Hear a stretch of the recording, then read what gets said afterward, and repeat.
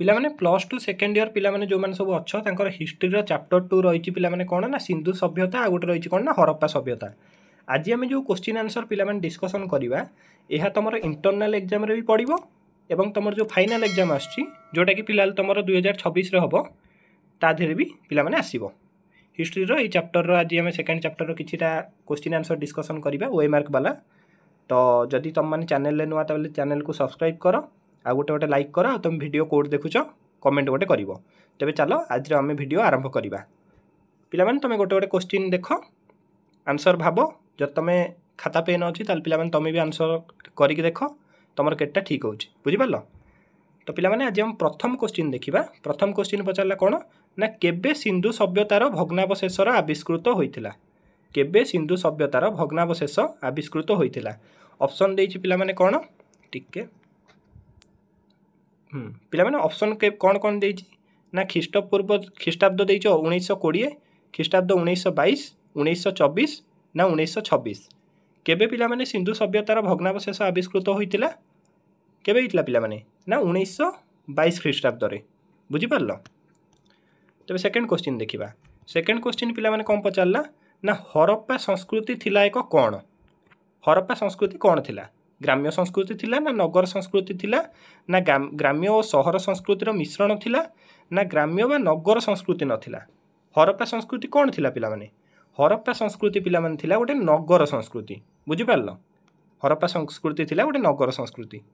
ତେବେ 3 number question ଦେଖିବା ନା କିଏ ହରପ୍ପା ଉପରେ ଆର୍କୋଲୋଜିକାଲ ସର୍ଭେ ଅଫ୍ ଇଣ୍ଡିଆର ଏକ ବିବରଣୀ ପ୍ରଦାନ କରିଥିଲେ? କିଏ ହରପ୍ପା ଉପରେ ଆର୍କୋଲୋଜିକାଲ ସର୍ଭେ ଅଫ୍ ଇଣ୍ଡିଆର ଏକ ବିବରଣୀ ପ୍ରଦାନ କରିଥିଲେ? ମ୍ୟାସନ୍, ବର୍ଣ୍ଣସ୍, କାନିଙ୍ଗହାମ୍, ରାଖଲଦାସ ବାନାର୍ଜୀ। କିଏ କରିଥିଲେ ପିଲାମାନେ? ନା ପିଲାମାନେ ଆର୍କୋଲୋଜିକାଲ ସର୍ଭେ ଅଫ୍ ଇଣ୍ଡିଆର ବିବରଣୀ ପ୍ରଦାନ କରିଥିଲେ କାନିଙ୍ଗହାମ୍, ବୁଝିପାରିଲ। କାନିଙ୍ଗହାମ୍ ଯିଏ ସିଏ କରିଥିଲେ କ'ଣ ନା ଆର୍କୋଲୋଜିକାଲ ସର୍ଭେ ଅଫ୍ ଇଣ୍ଡିଆର ବିବରଣୀ ପ୍ରଦାନ କରିଥିଲେ, ବୁଝିପାରିଲ। ଚାଲ 4 ନମ୍ବର କୋଶ୍ଚିନ୍ ଦେଖିବା। କେଉଁମାନଙ୍କ ପ୍ରଚେଷ୍ଟାରେ 1921 ଓ 22 ଖ୍ରୀଷ୍ଟାବ୍ଦରେ 2 ପ୍ରାଚୀନ ନଗରର ଧ୍ୱଂସାବଶେଷ ଆବିଷ୍କୃତ ହୋଇଥିଲା? ମ୍ୟାସନ୍ ଓ ବର୍ଷସ୍, ରାଖଲଦାସ ବାନାର୍ଜୀ ଓ ଦୟାରାମ ସାହାଣୀ, ହରପ୍ରସାଦ ଶାସ୍ତ୍ରୀ ଓ RC ମଜୁମଦାର ନା RS ତ୍ରିପାଠୀ ଏବଂ ଭଣ୍ଡାରକର। କିଏ ପିଲାମାନେ? କାହାର ହୋଇଥିଲା? କାହା ଦ୍ୱାରା ଧ୍ୱଂସାବଶେଷ ଆବିଷ୍କୃତ ହୋଇଥିଲା ପିଲାମାନେ? ନା ଆର ରାଇଟ୍ ଆନ୍ସର ହେଉଛି ରାଖଲଦାସ ବାନାର୍ଜୀ ଏବଂ ଦୟାରାମ ସାହାଣୀ, ବୁଝିପାରିଲ। 5 ନମ୍ବର ଦେଖିବା। 5 ନମ୍ବର ପିଲାମାନେ ପଚାରିଲା କି ମହେଞ୍ଜୋଦାରୋ କେଉଁଠାରେ ଅବସ୍ଥିତ? ମହେଞ୍ଜୋଦାରୋ କେଉଁଠାରେ ଅବସ୍ଥିତ? ସିନ୍ଧୁ ପ୍ରଦେଶର ଲାର୍କାଲ ଜିଲ୍ଲାରେ, ପଶ୍ଚିମ ପଞ୍ଜାବର ମଣ୍ଟେଗୋମାରୀ ଜିଲ୍ଲାରେ ନା ଗୁଜରାଟ ପ୍ରଦେଶରେ ନା ରାଜସ୍ଥାନ ପ୍ରଦେଶରେ? ମହେଞ୍ଜୋଦା ପିଲାମାନେ କେଉଁଠି ଅବସ୍ଥିତ? ମହେଞ୍ଜୋଦା ପିଲାମାନେ ହେଉଛି ନା ସିନ୍ଧୁ ପ୍ରଦେଶର ଲାର୍କାନ ଜିଲ୍ଲାରେ, ବୁଝିପାରିଲ। ମହେଞ୍ଜୋଦାରୋ ଏଇଠି ଅବସ୍ଥିତ। ତାପରେ କୋଶ୍ଚିନ୍ ଦେଖିବା। ତାପରେ ପିଲାମାନେ ଦେଇଛି ହରପ୍ପା କେଉଁଠାରେ ଅବସ୍ଥିତ? ପଶ୍ଚିମ ପଞ୍ଜାବର ମଣ୍ଟେଗୋମାରୀ ଜିଲ୍ଲାରେ ନା ସିନ୍ଧୁ ପ୍ରଦେଶର ଲାର୍କାନ ଜିଲ୍ଲାରେ ନା ଜାମ୍ମୁ ଓ କାଶ୍ମୀରରେ ନା ଗୁଜରାଟରେ? କେଉଁଠାରେ ଅବସ୍ଥିତ ପିଲାମାନେ ହରପ୍ପା? ହରପ୍ପା ପିଲାମାନେ ହେଉଛି ପଶ୍ଚିମ ପଞ୍ଜାବର ମଣ୍ଟେଗୋମାରୀ ଜିଲ୍ଲାରେ ଅବସ୍ଥିତ, ବୁଝିପାରିଲ। 7 ନମ୍ବର କୋଶ୍ଚିନ୍ କ'ଣ ପଚାରିଲା ନା କେଉଁ ନଦୀର ତୀରଭୂମିରେ ହରପ୍ପା ଅବସ୍ଥିତ? କେଉଁ ନଦୀର ତୀରଭୂମିରେ ହରପ୍ପା ଅବସ୍ଥିତ? ସିନ୍ଧୁ, ବେଆସ, ଝେଲମ ନା ରାବି? ପିଲାମାନେ ହରପ୍ପା କେଉଁ ନଦୀ ତୀରଭୂମିରେ ଅବସ୍ଥିତ? ନା ପିଲାମାନେ ରାବି ନଦୀର ତୀରଭୂମିରେ ହରପ୍ପା ଅବସ୍ଥିତ, ବୁଝିପାରିଲ। 8 ନମ୍ବର ଦେଖିବା। 8 ନମ୍ବର ପଚାରିଲା କେଉଁ ନଦୀର ତୀରଭୂମିରେ ମହେଞ୍ଜୋଦାରୋ ଅବସ୍ଥିତ?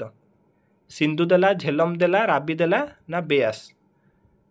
ତୀରଭୂମିରେ ମହେଞ୍ଜୋଦା କେଉଁଠାରେ ଅବସ୍ଥିତ ପିଲାମାନେ? କେଉଁ ନଦୀର ତୀରଭୂମିରେ? ନା ସିନ୍ଧୁ ନଦୀର ତୀରଭୂମିରେ ମହେଞ୍ଜୋଦାରୋ ଅବସ୍ଥିତ। ସିନ୍ଧୁ ହେଉଛି ରାଇଟ୍ ଆନ୍ସର, ବୁଝିପାରିଲ। ତାପରେ କୋଶ୍ଚିନ୍ ପଚାରିଲା ଲୋଥାଲ କେଉଁଠାରେ ଅବସ୍ଥିତ? ଗୁଜରାଟ, ପଞ୍ଜାବ, ହରିୟାଣା ନା ରାଜସ୍ଥାନ? ଲୋଥାଲ ପିଲାମାନେ କେଉଁଠାରେ ଅବସ୍ଥିତ? ଲୋଥାଲ ଆମର ଅବସ୍ଥିତ ହେଉଛି ଗୁଜରାଟରେ, ବୁଝିପାରିଲ।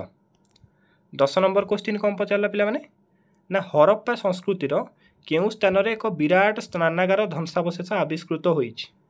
ହରପ୍ପା ସଂସ୍କୃତିର କେଉଁ ସ୍ଥାନରେ ଏକ ବିରାଟ ସ୍ନାନାଗାରର ଧ୍ୱଂସାବଶେଷ ଆବିଷ୍କୃତ ହୋଇଛି? ହଁ, ତ ପିଲାମାନେ କ'ଣ ପଚାରିଲା ନା ହରପ୍ପା ସଂସ୍କୃତିର କେଉଁ ସ୍ଥାନରେ ଏକ ବିରାଟ ସ୍ନାନାଗାରର ଧ୍ୱଂସାବଶେଷ ଆବିଷ୍କୃତ ହୋଇଛି? ହରପ୍ପା, ମହେଞ୍ଜୋଦାରୋ, ଲୋଥାଲ ନା କାଲିବାଙ୍ଗାନ? କେଉଁଠି ପିଲାମାନେ? ना पिलामाने मोहेनजोदारो स्थान रे एक विराट स्नानागार ध्वंसावशेष आविष्कृत होइछि। मोहेनजोदारो होउछि राइट आंसर। 11 नंबर पिलामाने देखिबा केउ शब्दर अर्थ मृत नगरी। एटा पिलामाने क्वेश्चन रे आसीबा कथा आसीबो। मृत नगर रो माने केउ शब्दर अर्थ मृत नगरी। मोहेनजोदारो, हरप्पा, लोथाल ना रंगपुर। रंगपुर कोन म रंगपुर को छाड़ पिलामाने एटा गोटे फालतू रे देइछि। आंसर होउछि पिलामाने यार मृत नगरी जदि आमे कहबा ताले मोहेनजोदारो। मोहेनजोदारो को आमे मृत नगरी कहबा। बुझि पारलो। 12 नंबर कौन पचारला पिलामाने ना हरप्पा सभ्यतार केउ अंचलू एक पोताश्रयर संधान मिलिछि। पोताश्रयर संधान पिलामाने कौ अंचलू मिलिछि? ऑप्शन देइछि लोथाल, कालीबंगान, रंगपुर ना मंडा। आंसर कोन हो पिलामाने? आंसर हम हरप्पा सभ्यतार केउ अंचलू पोताश्रयर संधान मिलिछि। आंसर हम लोथाल। बुझि पारलो। लोथालू मिलिछि। तापर पिलामाने आमे देखिबा 13 नंबर। 13 नंबर कौन पचारला ना हरप्पा आदिवासी मानकू केउ धातुर व्यवहार जणा नथिला। लौह, तंभा, ब्रोंज ना टीण।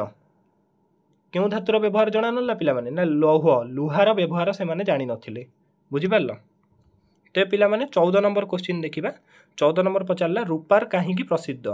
पांडु राजा मानक राजधानी थिला ना सिखु धर्मर केन्द्रस्थली थिला ना हरप्पा सभ्यतार पाठस्थली थिला ना मंदिर मालिनी नबगी थिला। कौन थिला पिलामाने? रूपार होउछि पिलामाने ना हरप्पा सभ्यतार पाठस्थली थिला। बुझि पारलो। 15 नंबर क्वेश्चन देखिबा ना केउ पोताश्रय नगरी रे हरप्पा सभ्यतार निदर्शन मिले। लोथाल, ताम्रलिपि, बॉम्बे ना रूपार। कोथिले मिले पिलामाने ना 15 नंबर राइट आंसर होउछि लोथाल मिले। बुझि पारलो। पिलामाने देख प्रतिदिन जदि तुम आम क्लास रे जोड़ी हेकि रहिबो ताले आमे आगु को बहुत बहुत भल भल क्वेश्चन डिस्कशन करिबा।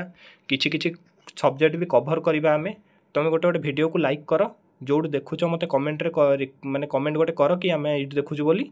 आगु को आमे भल भल सब कंटेंट आनिबा। व्यस्त हबनी तुम एग्जाम रे बहुत बढ़िया करियो पिलामाने।